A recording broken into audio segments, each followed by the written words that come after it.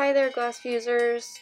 This is part 2 to my Beluga wind chime tutorial. In this video, I'm going to show you how I tied up the driftwood to create my hanger, as well as my fixes for my broken Beluga boo-boos. I'll just jump right in. I have applied 2 coats of shellac to my driftwood and let that dry. This is going to act as a nice seal for the wood, especially since it's something that I want to eventually put outside, and will make it a little bit more durable. And I've got 6 lengths of jute twine that I have cut. They're each about a yard long. You always want to make sure you're cutting more than you think you're going to need. Depending on the types of knots you're making, my usual rule of thumb is measuring out the length I want it to be and at least doubling or tripling that length. The way I've designed my hanger is I want 2 sets of twine to come from either side of the hanger, and one side's going to be a little bit longer than the other because I wanted the driftwood to hang at a particular angle to kind of accentuate the shape of my beluga whale. And these 2 lengths are then joined at the top to create the little loop hanger part that my wind chime will hang from.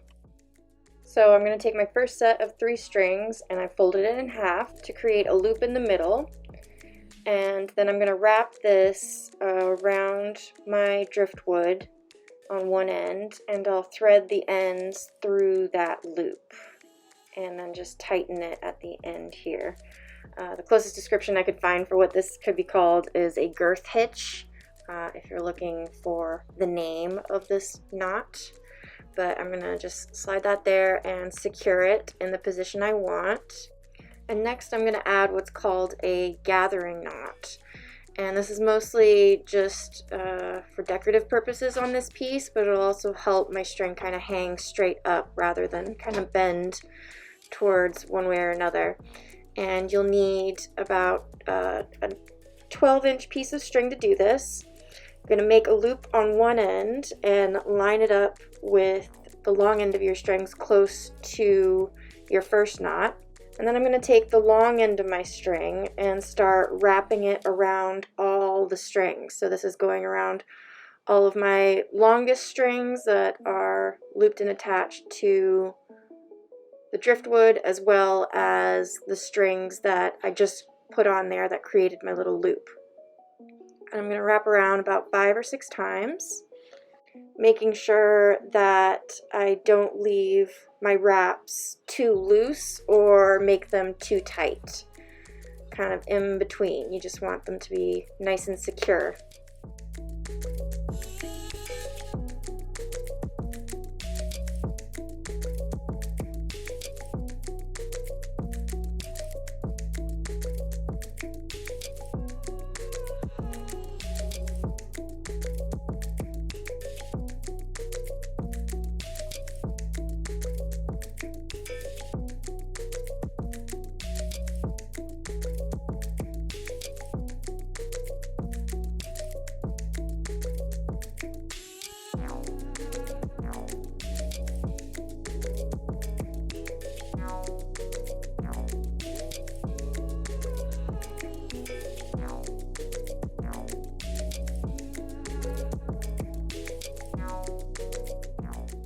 Once I have a sufficient amount of wraps that I'm happy with, I'm going to take the tail end of the string I've been wrapping and slide it through that loop that we started with at the end there.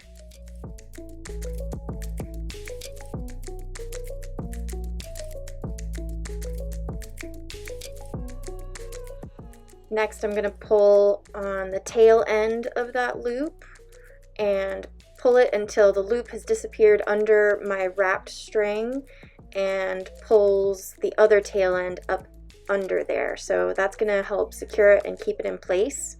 And you can tug on either end once it's under there to help make sure it's nice and tight. And then you can go ahead and trim your strings. Make sure you're only trimming the strings from your small piece of string that you just looped everything around on. You don't want to accidentally cut your long strings and have to start all over. Here's me doing the exact same thing on the opposite side, but just so you can see it at another angle. And I've got this sped up 4 times. Hot tip, if you didn't already know, on YouTube you can actually slow down the speed of your video and make it so it's going 1/3 the speed or 1/4 of the speed, or you can even speed it up if you want this to go even faster. So for this and any other video on YouTube, you can look on the video itself. There is a gear symbol at the bottom right of your video, and if you click that, there's a playback speed button, and you can adjust that so you can watch this a little bit slower or faster, however you like it.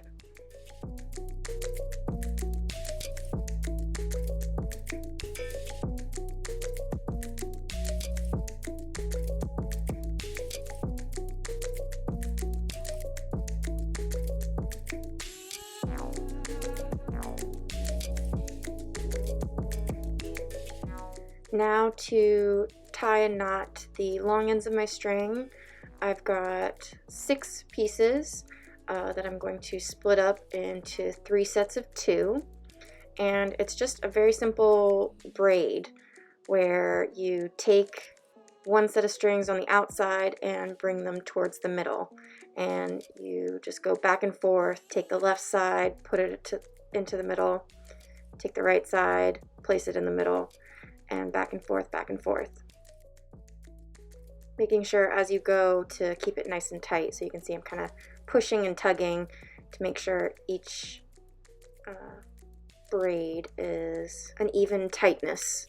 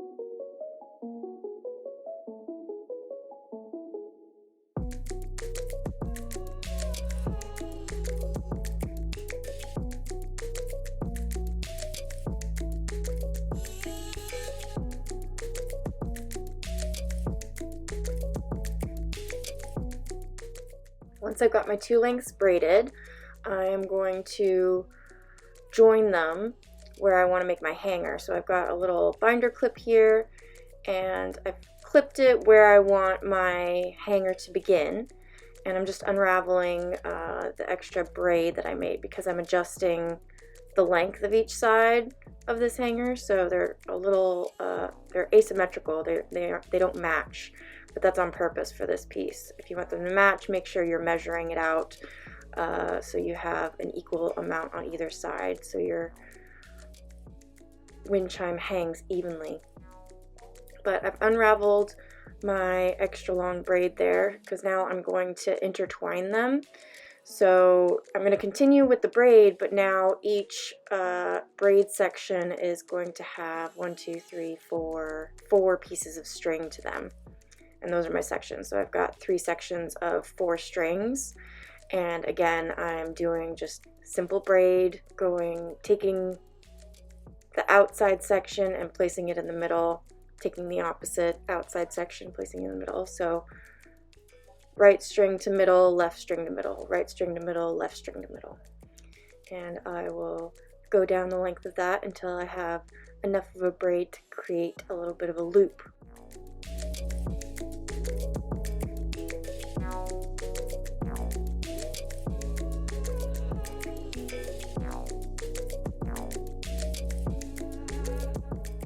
So here's my loop, and now I'm going to again use my clip to pin that together and hold it in place while I do another gathering knot. And this is an important gathering knot because it's going to secure our loop hanger. So you want to make sure you make this one nice and tight, but it is the same process as we used on the two connection points of the string on the other end, where I'm taking about, this one's a little bit longer than 12 inches of twine, but you make your loop, line it up with the strings you want to include in the gathering knot, and then wrap your long end tail around all the strings, making sure to leave your loop exposed at the end as well as the shorter tail end, because you'll need to be tugging on those once you're finished.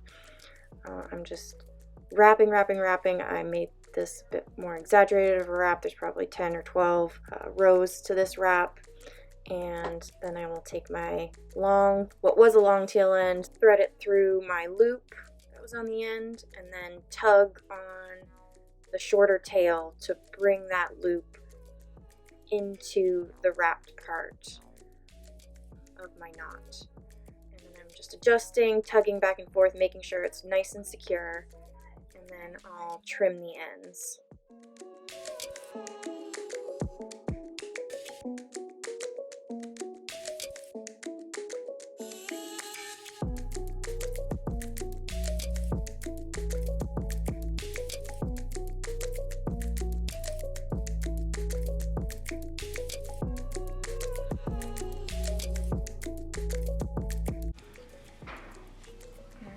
So I've got a different drill bit on there. I've got a regular drill bit on there now. Just tightened on there just like the diamond drill bits. And I've marked 2 spots on my wood where I know I want a little hook. And I'm just going to make a little pilot hole to make those easier to screw in there. I don't want to split my wood. This is a fun piece of driftwood I got. And I want to make sure everything works well. So I'm just going to hold it in place as I drill. If you want, you can set up some little towels to help cushion it and keep it in place. Again, I'm double checking before I start drilling that I'm going to hit the spot I want. And in this case, I'm okay with how much it'll go through. I've got a really thick chunk here, but pay attention if you've got a narrower piece of wood or something that you're not going to drill all the way through if that's not what you want to do.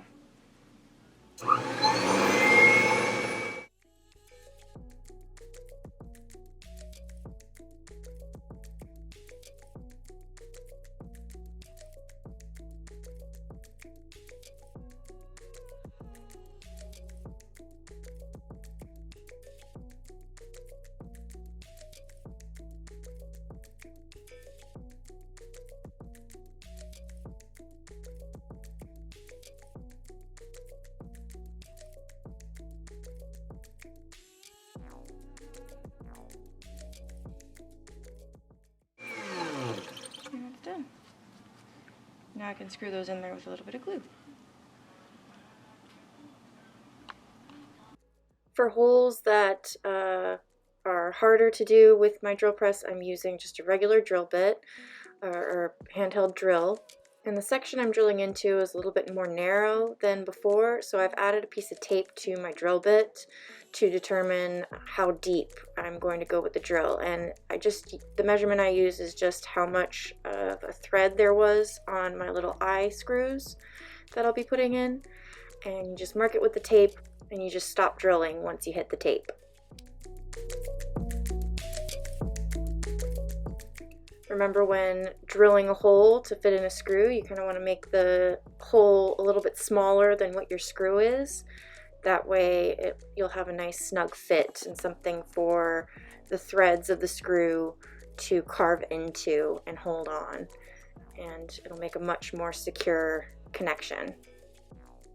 And here's my Beluga when it was still whole, attached to the hanger. And I've just looped through some fishing line that got some sturdier stuff I wanted for this one, so it'd be nice and strong. And here's one of the last shots of it while I was arranging and deciding where I wanted my pieces to hang. And I decided, oh, I just want one to hang from the bottom of the beluga, you know, so it needs one more little hole in its belly. And this was my downfall because I ended up being a little bit too impatient in my drilling. And these are the results of if you do not go slow or apply too much pressure to a very delicate piece of glass, your whale will split.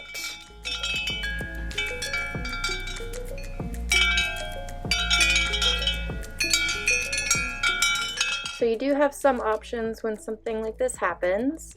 It's tricky because this piece is mainly a single layer, and so adding anything more to it is going to start bulking it up. And so I really wanted this whale to be quite delicate and light, so it'll make really light chime sounds.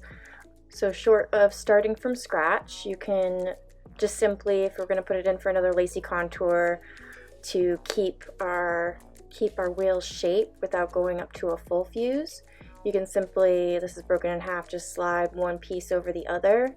The concern with this is then I've got kind of a weird lump in the middle of my whale. So to try and avoid that, I'm just going to place the whale, I'm going to bring the gaps exactly together, but I'm going to add some frit below and on top of it. So I'm really just adding a new element to this whale. Now the whale has burst through one of the water whorls and it's covered in my blue frit and a little bit of the iridescent.